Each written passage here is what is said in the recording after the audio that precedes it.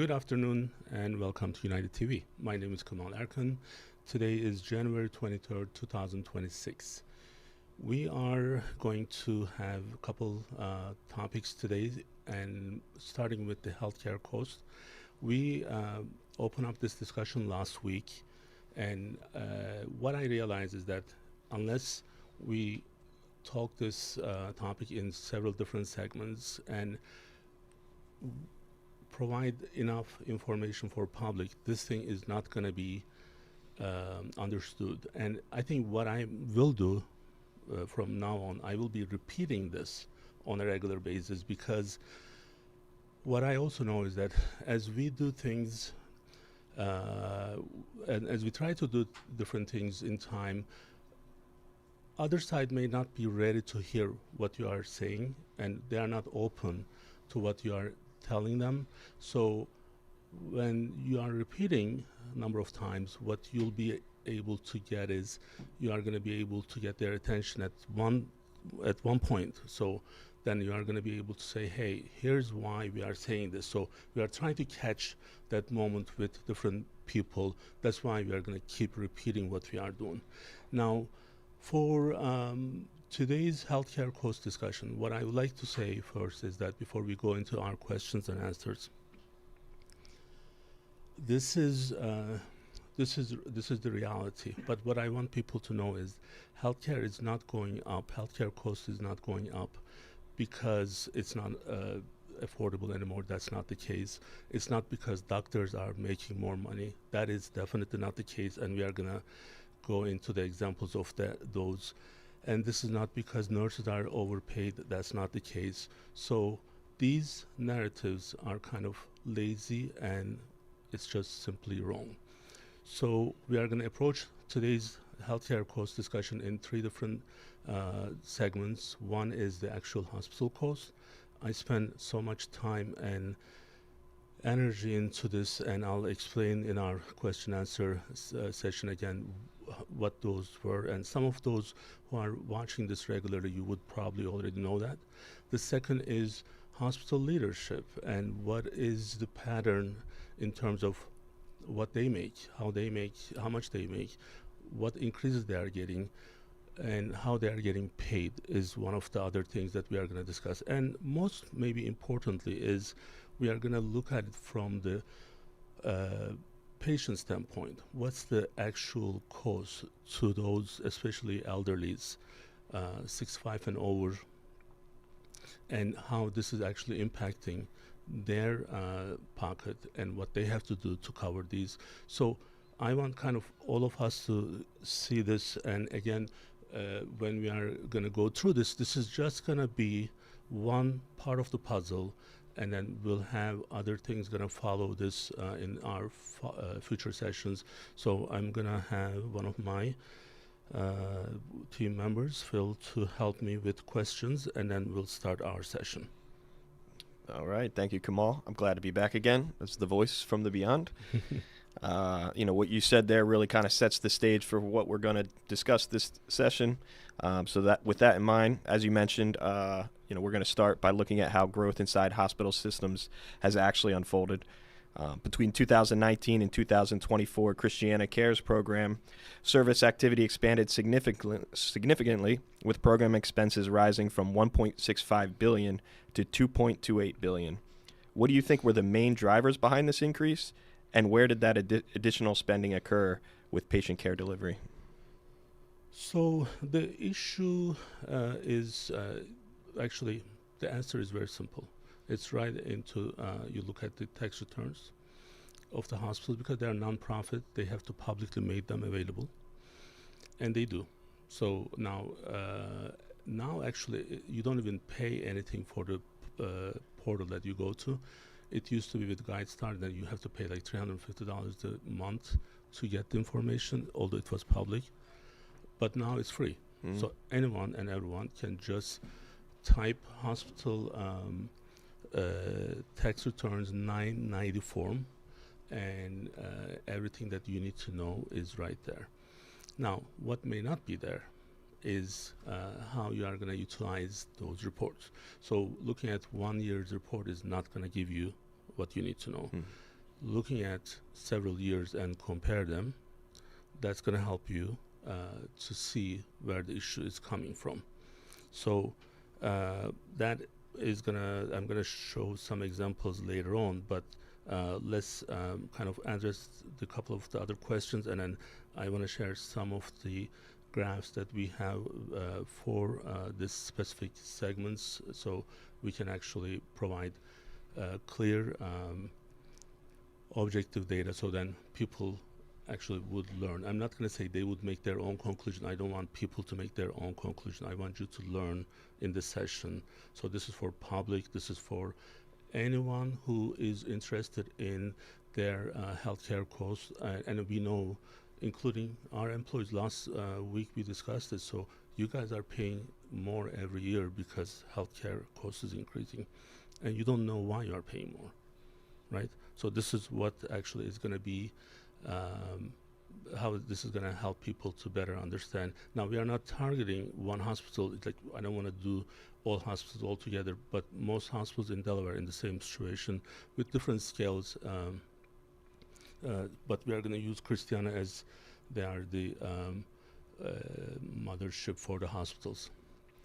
Well, and then, you know, as you said, as expenses rises, it's important to understand whether that growth actually reflects into how care is delivered. You would think if expenditures rise that you're getting better care, but we'll find out. So when we look at production, patient days increased from about 305,000 in 2019 to over 402,000 by 2024. That's a roughly 32% increase. But patient days doesn't necessarily mean more patients. It can simply just be longer hospital stays. So why do you think we are seeing longer lengths of stay today compared to we were in 2019?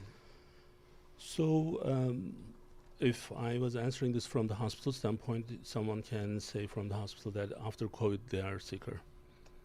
Well, again, last week I mentioned this, and I don't want to tell everything that we do here, but one of the things that you do is you look at number of patients who visited the ED and also how long they have stayed. Mm-hmm. So one thing that should be clear to people, that hospitals are not best places to heal. So they are really good places to get what you need, but as soon as you are done, you need to leave because you're going to get sick. So because everyone else is sick there, right? So your healing process is much, much, much better in your home environment than hospital or surgery centers. So let me give you an example. In our surgery center, we can keep patients overnight. Now, not every surgery center has the license to keep the patients overnight. So we are able to do that for 24 hours. So if the patient comes to us at 7 a.m., they can stay in our center until next day, 6:59 a.m. Mm-hmm. We don't keep the patients unless there's some really important reason. And in the last 4-5 years, maybe 2 times we have to. We don't keep them because they heal faster and psychologically they feel better at home. Now, every gastric sleeve or gastric bypass or every gallbladder surgery or hernia surgery, they stay in the hospital if it's done in the hospital setting. So automatically they actually get +1, and sometimes they're not able to discharge a patient because they don't have enough staff. So then what's happening is you end up getting more. If you are able to fight with the insurance system to say, I'm going to say, here's why this patient needs to stay 2 more days, then you have money to do it, then hospitals are probably doing that. So I don't believe people are sicker because of organizations like us and focusing on the value-based care. And this is not just limited with us. I would say the same thing for our competitor, Aledade. So they're also private ACO. And I believe private ACOs are already improving the care that we are delivering. So we know that people are not sicker than before because our quality metrics are improving every year, right? How can it be worse than what it is? So if there's something else is happening on the other side, we need to look at why this is happening. You correctly said we have patient number of days they stay increase, not the number of patients. So let me kind of give you a little question, ask you a little question here. So These are, I'm going to give you a little background on this so that people can also, um, again, unless they haven't watched this before. I ran the hospital system in Delaware for probably 15 years. Wow. What's hospitalist is that internal medicine and later on family physicians who only see patients in the hospital. So in year 2000, that was one of my main groups that I was in charge of, starting from 2000. And that time it was new. So the term hospitalist is like the population health. When I was using the population health in 2009, people were thinking that was because I was this is my second language, so it was not. So the hospitals was not a real word. So it just started later part of 90s. Like I think 99 was the first group was founded, and 2000 was our group. I ran that group for 6 years, and after that, the bigger group called Christiana Medical Group. I was in charge of them. I opened the hospital system in Bay Health and in St. Francis. So when I left the group, this was kind of course, it goes parallel with my full-time responsibility is United Medical. Mm-hmm. So these are different clients, and some of whom I have the partnerships. So I know the hospital system. So because when I left, I had 40 hospitalists, which was a record number. I don't know if you remember from Dr. Huxtein's session, I used the term like the speed date things. I was interviewing so many people in maybe 3-4 year time frame. I did more than 400 physician interviews. Wow. So I know every type of background, personality, religion, cultural differences on people. They may be from the same country, but they are from a different part. Like India is not one whole country, so if you are from South and Christian, you are different. If you are from New Delhi, you are different. If you are from Pakistan border, you are different. So we learned all that from number of interviews that I have done. That was for the hospitalists. So then after that, I started surgical hospitalists with Dr. Irgao. And this organization was focusing on the surgical emergencies and combining 7 different groups, 14 different surgeons that time into one. So we had to get a contract with the hospital, okay? And we had, what do you do with the contract? You have to negotiate. So the first year we started with X number, the second year we doubled that number, but we had to kind of get better to make our point to the hospital. So I started looking into their tax returns on a regular basis. So when I first shared these, everyone freaked out. They thought I hacked into their system. They didn't know that this is a public information. Wow. It is. Today, like Ethan can go into any of the site and search for the terms that I asked, like, right, Christiana Hospital 990 form. It's going to give you like 10 years worth of data. So it's there. So surgeons for emergency care, what I saw is we learn how the hospitals are making their money. So hospitals are making a lot of money from the surgical services, operating room services. So then I said, well, let's just compare fiscal years, okay? Now I'm just going to do one check so that I'm not losing my focus. So are we okay with the sound? Everything's good. Good. So we heard people telling us that they had issues before. So today we did a lot of things to fix that. So going back to the surgical numbers. So I had to just do this so that I knew that I could get a better contract with Christiana Hospital. So I look at their numbers, how many number of surgeries they do, and what the cost that they claim, and then what revenue they have. And so I'm going to ask you a question this time. So you know the numbers that increase with the income, expense, all that stuff. So in 2016-17, this would be 2017 fiscal year. If the hospital did 39,000 surgeries in 21 fiscal year, would you expect higher or lower surgical numbers because their income increased? You would think higher if spending more. Right. So they went down to 34,000. So that's about 5,000 less, little over 10%, like 12, 13% less. But then would you expect their income to go down from that? If they're doing less than you would think. Yeah, wrong. So it didn't. So they kept their income. Yeah. So they still made money. So that means they increased their margin. So any of the insurance company executives are listening to this, I want them to also pay attention to this. Look at the number of cases done in Christiana Hospital in years. Put them side by side. If you are not a technical person, use ChatGPT. It will do it for you.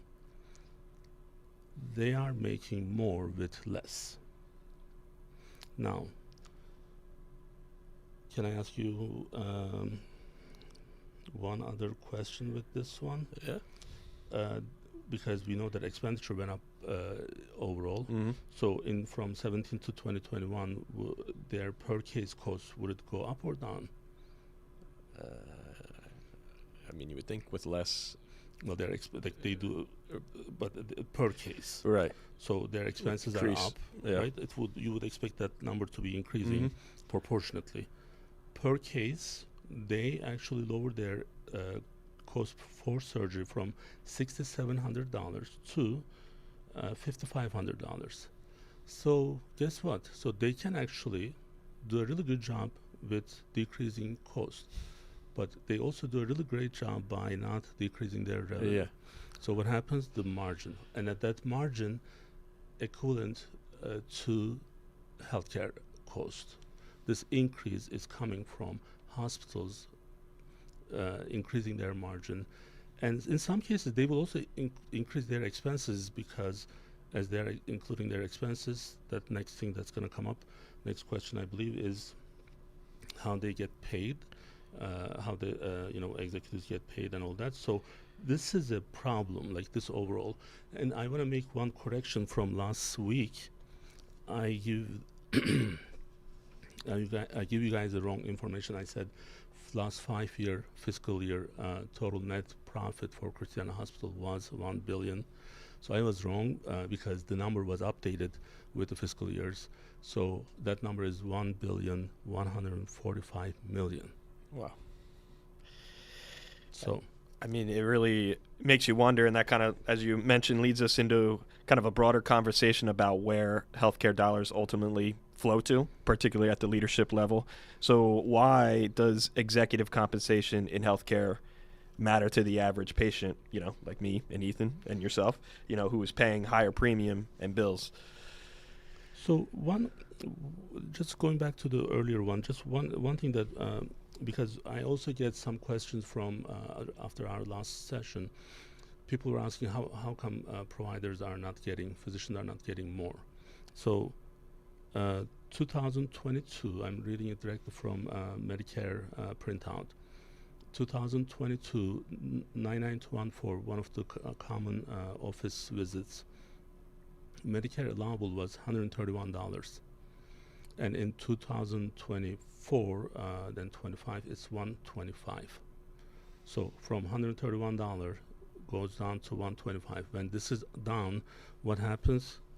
Physicians make less. So when I say physicians are not making more, you can go into the publicly available fee schedules and see this very easily. So it is not happening on the physician side. But I'm going to ask you to repeat your next. Well, yeah, and I mean, exactly, because I mean, that's something a normal person of the public, wouldn't look into. They wouldn't look at a hospital's tax returns, but it certainly, makes you wonder where in the system, these increases are actually occurring. If, as you said, physicians aren't even seeing that. So, it makes you think that it's going to leadership. So my question was, why does executive compensation in healthcare matter? As we're seeing, it seems to be increasing, and those revenues aren't being shared, to improve the hospital. So, why would a patient, care about that, when their premiums and bills are increasing? So the issue is, one, the healthcare dollars are not finite, right? So it's like there's a limited number. So because of that, when executive compensation grow up to 20, 30%, and then you don't actually see that in other parts, then these are non-profit organizations. So that is giving them a huge advantage. I do the same business in United Medical and United Medical ACO. I provide same number of patients, like percentage-wise, proportionately same number of patients in Medicaid and Medicare, and we don't get the tax benefits of the nonprofit. We don't get donations. No one came to me, and I have a lot of wealthy friends. They didn't say, "Hey, I want to put like 500,000 into United Medical, so I want you to spend this for patient education." Well, Christiana gets millions of dollars, and they should, because there are needs for the hospital work that needs to be done. But if it's increasing your ED utilization, and you see that executive is spending more and more money on their own, but then you look at the inflation adjusted numbers for the nurses, then you don't see that. You have to kind of pause and question why they are giving them that kind of money. So today is like a different session, so I have questions for you. So because of the fiscal year and tax return access, so I didn't just look at how they were making their money from, hospitals are making their money from three different groups. So the operational, lab, and test, and the last one is the actual hospital service, inpatient services. So now I was looking at those, but then there's other stuff available. So top 20 highest paid executives have to be listed every year. Fine. So when you are running a $2 billion organization, you should get paid. Although none of the hospital CEOs working more than 40 hours. I can attest to that. I know none of my emails after 5 p.m. ever being responded from any of the hospital executives. Weekends are kind of like religious days, so you cannot, God forbid, interrupt them. So they start earlier and they stop earlier. And 8 hours is it's like if it was just instructed by Bible, so you cannot go out of this, otherwise humanity will be in trouble in case you work 45 hours. On the other hand, we work 80 hours a week. So in the short amount of time, how many emails you have seen next day after 10, 11, 11:30, midnight, right? You saw a lot of emails. So it doesn't stop for us. So I'm just saying these just as a, kind of like giving some additional information for people to better analyze these reports, these numbers. So the CEO prior to Janice Nevin in 2014-15 fiscal year, his salary was $1,497,000. Must be nice. Well, although like with the responsibility they have, this number, let's take this number as the base. And it was not, I don't think it was an exaggerated number at that time. Extremely talented guy, the one before, different caliber for sure. So, because after he left, so two issues here. After he left, he got close to $4 million. After he left? After he left. Wow. And this is public. And $4 million is not bad. Yeah. So after you left. Put it in the bank.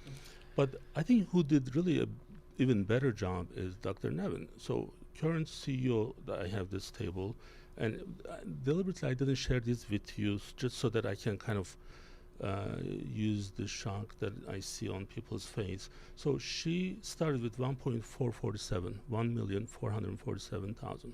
Okay, so it's same number as the other guy. In 2019, 4 fiscal years later, she's at 1,935,000, already increased by 500,000. So I want you to go back to the 2016 fiscal year, okay? And then are we sharing this one on the screen? I think yours are 2019 and 2023. Keep those. In 2024 fiscal year, Dr. Nevin's salary is 2.8 million.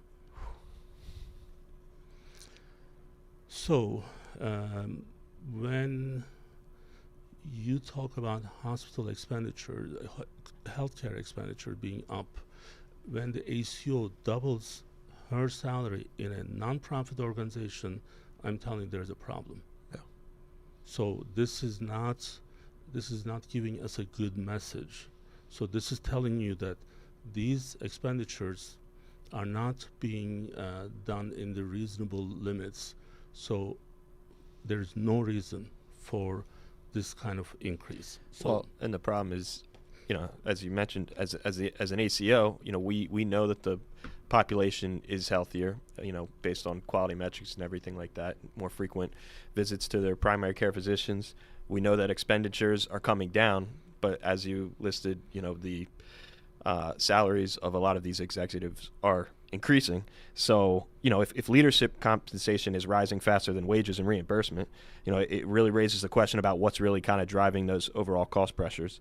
Hospitals will say that it's labor shortages and inflation, typical excuses. But do you think these compensation numbers support that claim? no, absolutely not. So that's why I'm being very careful and very objective when I'm providing these numbers. If the CEO of a nonprofit organization increases her salary by 100%, doubles it, from 16 to 25, there is no inflation can adjust that number, can justify that number. There is no increase in work that can justify that number. I'm telling you, the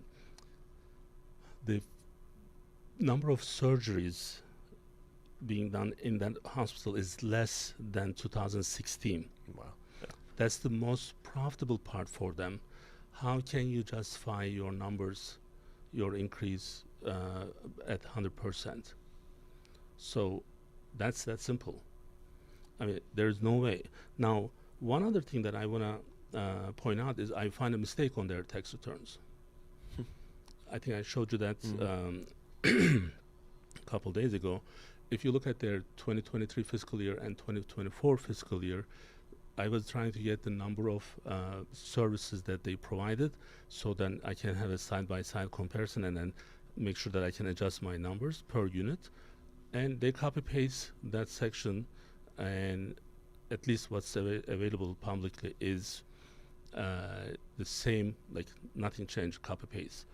For the services, like number of ED visits, number of deliveries and other things. So I was gonna just do a little bit more.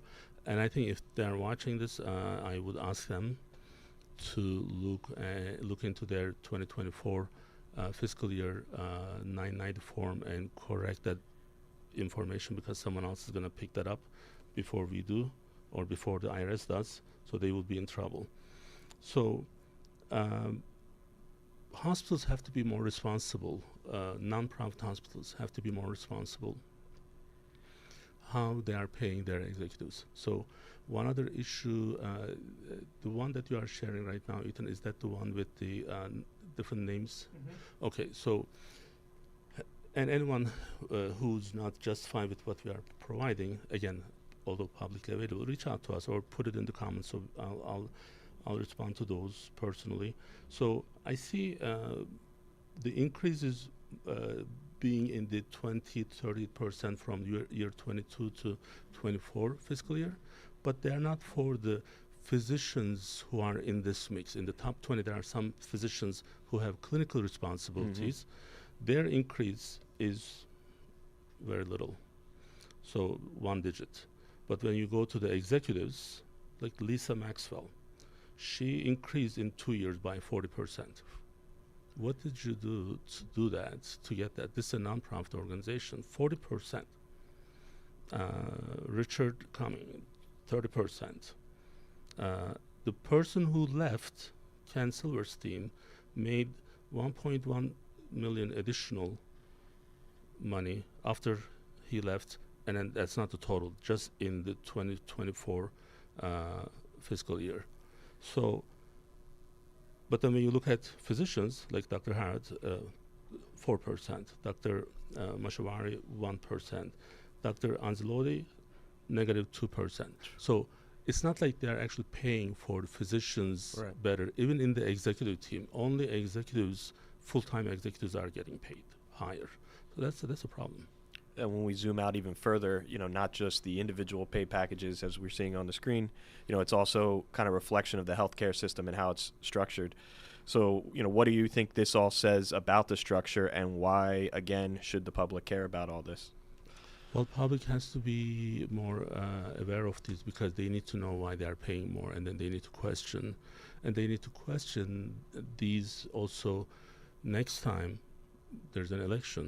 So who's actually aligning their future with the hospitals from the elected officials I'm talking about, and who's not, and who's really going after the public interest. So, Phil, one of the issues with our system today is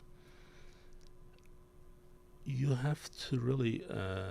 I'm going to share this, so it's okay. Probably Anthony's going to have anxiety attacks, but he'll get used to it. He's probably used to it now. Sorry, Anthony. Valerie Longhurst was the majority leader on the Democrat side.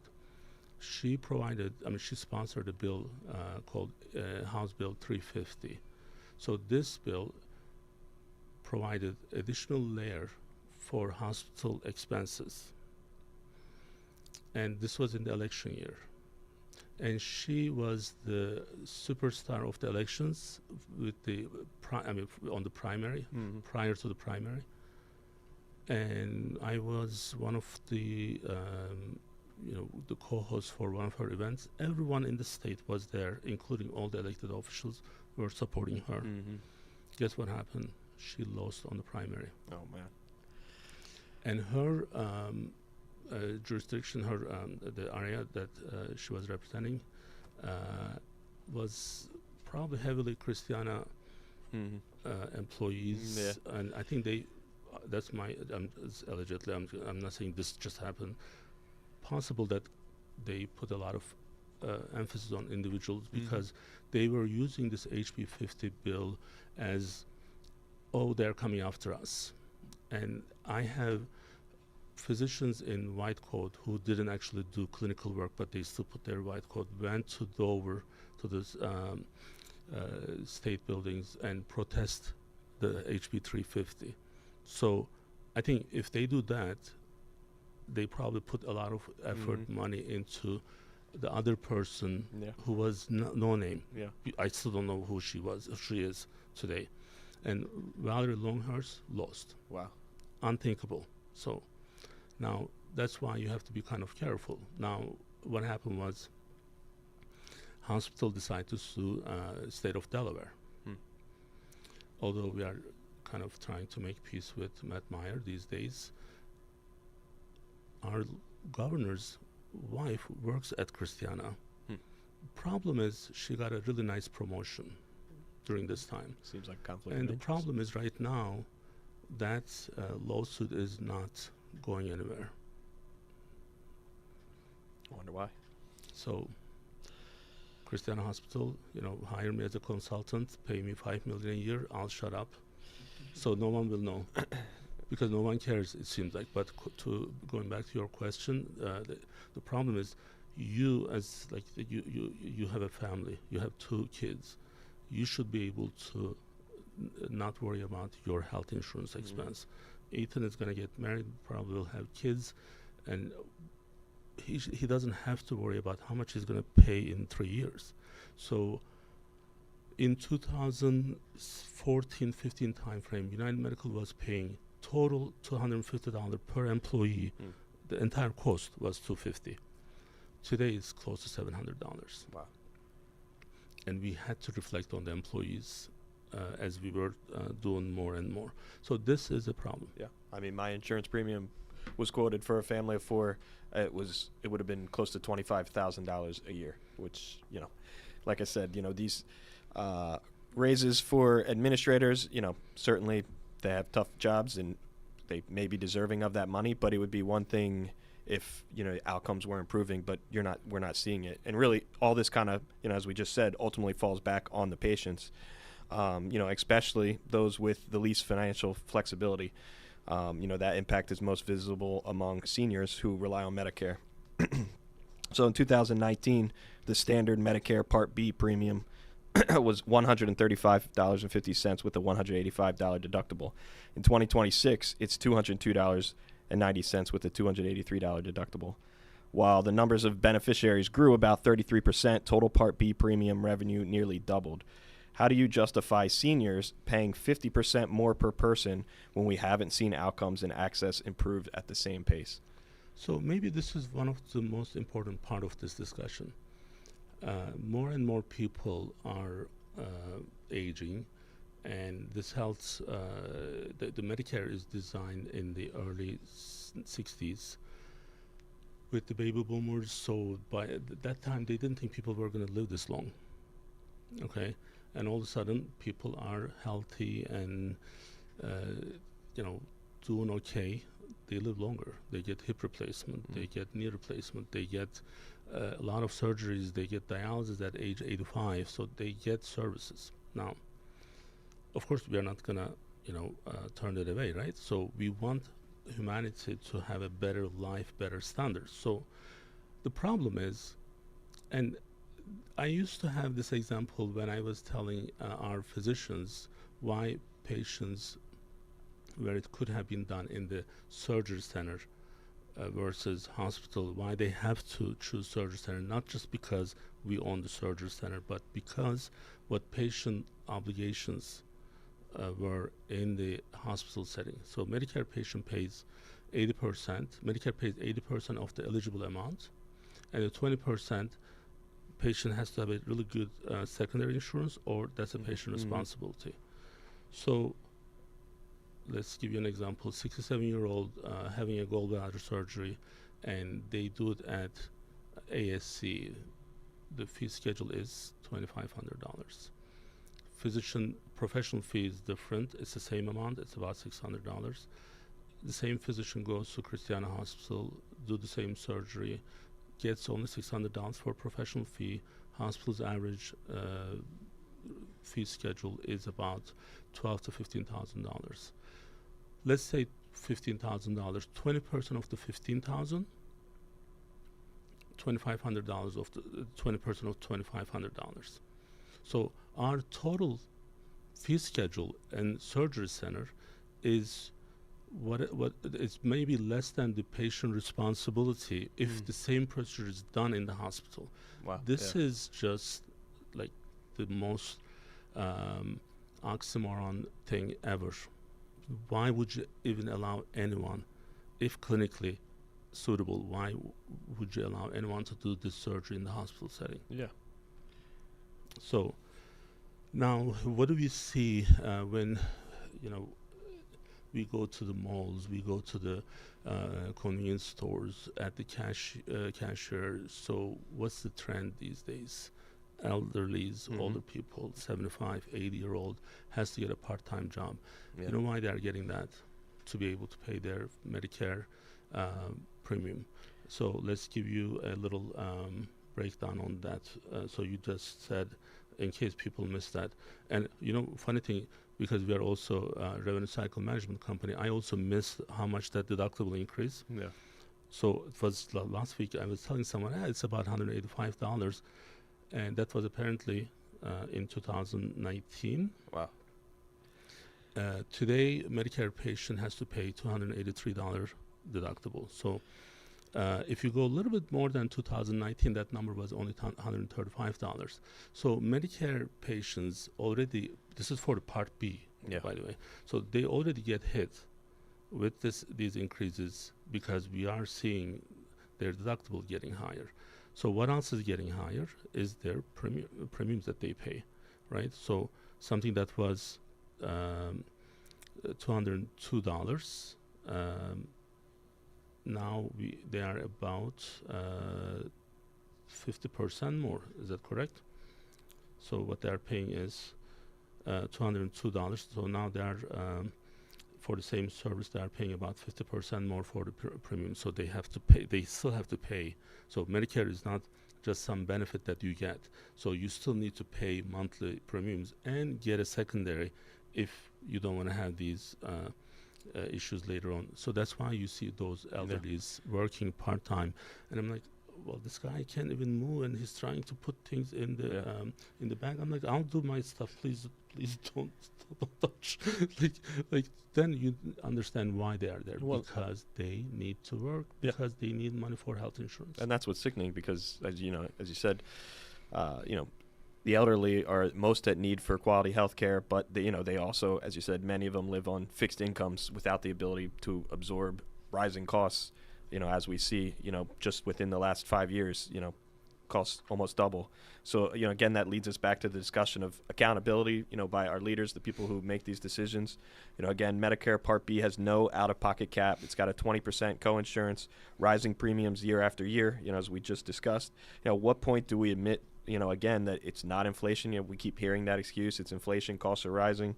But it's more of a structural failure in how outpatient care, physician services, and pricing powers are governed by those who make these decisions. So I wish it was that simple, and just I can answer this now, and then things will be, resolved. So it's not a simple answer, because what we are just talking today is on the hospital side, right? So, and we said it in the beginning, this is just one part of the puzzle. So unless all parties are in the same, they're aiming for the same goal, that should be reducing the expenses, they won't actually really have any resolution to reduce these prices. I think government needs to be a little bit heavy-handed, and I normally am not a government oriented person. Financially, I'm like a moderate Republican. Okay, so I wouldn't want government to be in our businesses, but this is all government, Medicare and Medicaid. Mm-hmm. More than 50%. They are paying, and these people need to be protected.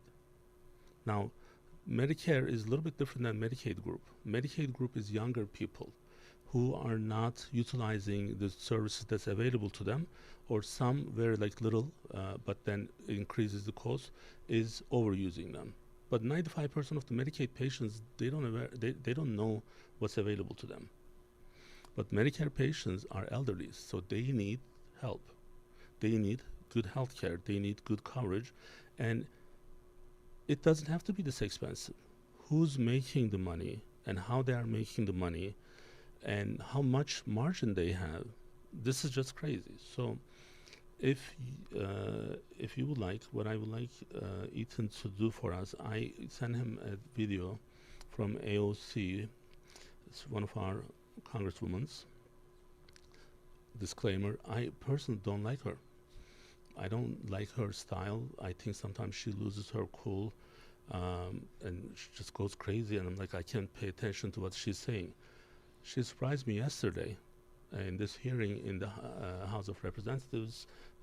She did a really good job grilling the CEO of Aetna and CVS and other things that you are going to have a better understanding. If you are able to give the sound of that, and it's a 3-minute video, and it's powerful.